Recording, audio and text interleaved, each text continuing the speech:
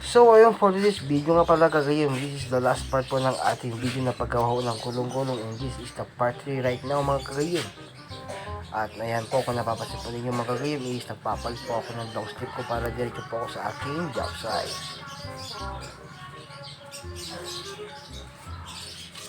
Yan, so ko yung shades ko mga kagayon, at tayo po ay tutungo na sa ating destination.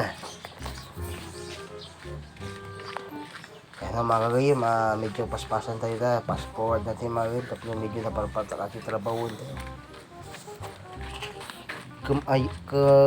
Amoy yung matin ko, medyo nabuntog gamit trabaho kami talaga ko i-focus ko talaga na shot na trabaho yun. Set ko natin camera at linis lang po tayo ng ating paligid para po medyo maayos ang ating pagtatrabahuhan. Kasi yan po talaga nakasanayan na natin, kailangan po natin na malinis para po makapagtrabaho tayo na maayos mga kagayim. Yan set ko na po yung side wheel. At dahil nga po wala akong kasama dyan, hirap na hirap po talaga magbuhat dahil mabigat na talaga ito itong kulong-kulong mga kagayim, talaga nagdagsunan So ayun, may nakalimutan nga pala kagayim.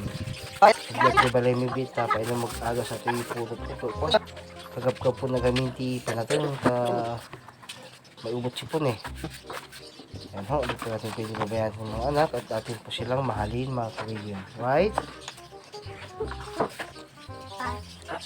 So yung mga kagayim, kung nagpas garo dun tagsubyak ng dilikodan, tugod ko ating bangkito ni nanang ko, baka sa pulan na kanya awanin.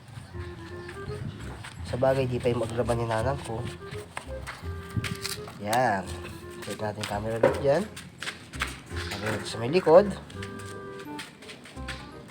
Yan, kaso nga lang may kulang pa mga kagayim.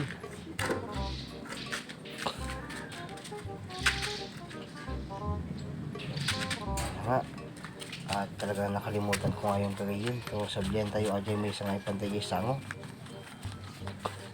Tapos nalibiti trabaho.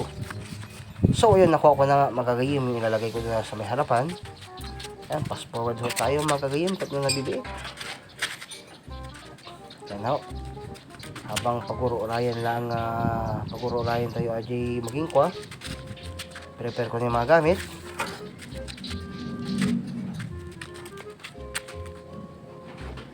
Labas ko na yung welding machine. Labas ko na yung aking mga ibang tools. So yan mga kagayim. Yan, level-level tayo. Para makita natin kung talagang pantay nga yung ating gawa. Ayan, labas ko na po yung machine natin mga kagayim. Habang hindi ko po yung may-ari ng kulong-kulong.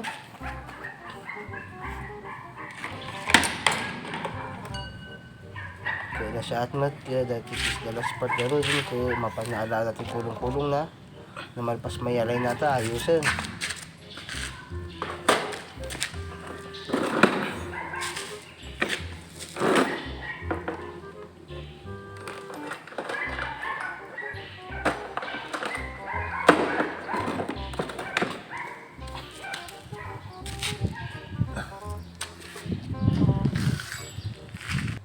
So ayun na nga mga kagayim, at naisalpa ko na po yung may sa may bandang likuran. Pasensya na kayo, hindi ko na nakuha ng video kayo na kasi napaka-busy ko po mga kagayim. Dati kami kayo maging kwa, kaya marigat mo no kwa, video ko mabainak yung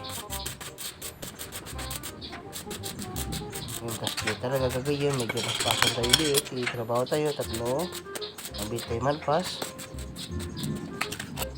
Sabagay, pulido po yan mga kagayim. Di yan basta-basta mga kagayim, talaga solidong gawa yan. Hindi po natin pwedeng madaliin talaga. Kasi sabi ko lang po na paspasan, kasi nakapass forward po tayo mga kagayim.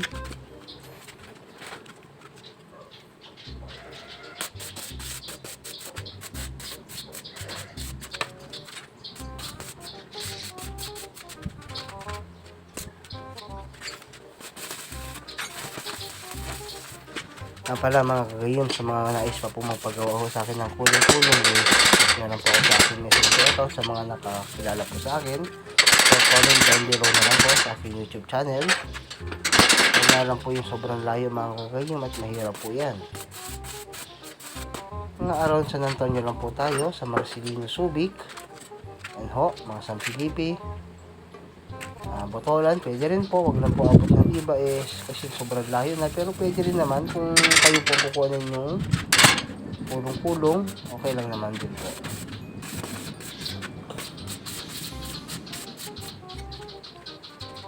So ayan, ganyan ko medyo nagpas-diba sa sangon. Sirsiripod lang na siya at mag-i-align na. Di kami basta-basta tigal-align ti putar kang kulong-kulong kasla ka mo lang tigal-align mo lang tikwa ti set ka nga motor. Nung kailangan talaga nga tinalagda talaga nga quality. Mga basta-basta talaga yun. Kailangan mag-iway ang ating kulong-kulong kasi kargahan po yan ng mga baka, kalabaw, baboy. So yan po, kailangan natin patibayin ng gusto yan. I-full wheel po yung lahat na dapat natin i-full mga gagayon.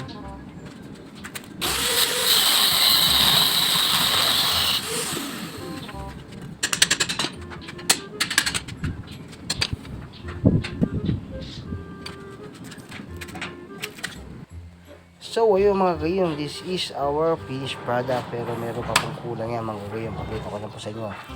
At tapos ko na po yung yaray mga kagayon. Nasa atmo ko netadar tayo at kulong-kulong nan. Kaya kan tayo aming nalundog kay Kwan. Igid-igid nan. Kurang pa yata. Dapat itibasit na rami din tayo. Yata. So nga wala mapapasin nyo mga kagayon. Gusto may bandang gitna is wala pa po yung bakal.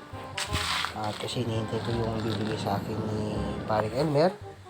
So, ayun mga kagayom. This is the moment of truth talaga mga kagayom. Tapos na po yan. At talagang sadyang napakagaan nga talagang ibiyahe mga kagayom. Wala rin silang masabi. Wala rin po masabi mga kagayom talaga. Pintas di pinagkaan. Pintas alay na eh. Pintas talaga. Pintas alay na kita ang padasan. Pagagpay ka Padasa mabit. ko nga tistingin na biit. Nagpintas ka rin alin na padasa ma. Diretso kita. Irwan mo lang. Nalagda-agaran. Subitin mo lang. Wala lang. Meron. Huwag na biit. Pag masubukan ka, no? At yun na nga, nagustuhan niya mga kagayin. At baga na, pamilin natin ka na biit. Bago sa gawid. So, ayun, maraming salamat. Kasi po. Papagawa sa akin ng tulong-tulong. Hanggang sa muli mga boss, mga idol. Sige. Bye-bye. Thanks for watching.